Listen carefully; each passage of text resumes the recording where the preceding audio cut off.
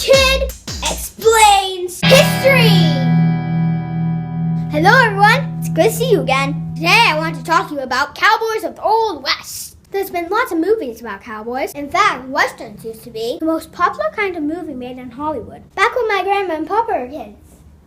Sort of like superhero movies today.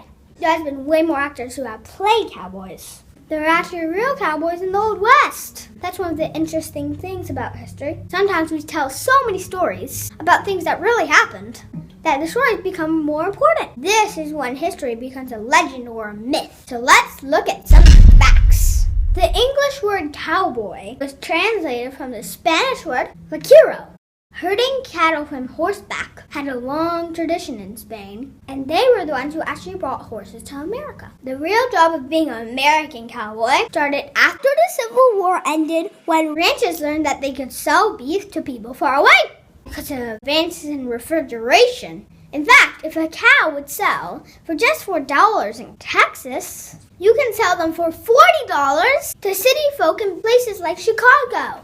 But to do that, they needed to drive their cattle hundreds of miles to the nearest train station. It was a hard job. Just 10 cowboys would move something like 3,000 cows across the open range. They had to make sure that none of the cows ran away or caused a stampede. They had to make the cows cross rivers even if they didn't want to. And they had to stop other cowboys from stealing them. By the time cowboys finally reached the town, they were ready to have fun. Towns built by the train stations became really popular. Each one had a saloon, a sheriff, and a bank. And cowboys would get into trouble. Some forgot about herding cows and robbed banks. Like Butch Cassidy and the Sundance Kid. No, those guys are the ones from the movie. That's better. Or Billy the Kid. That's Emilio Estevez.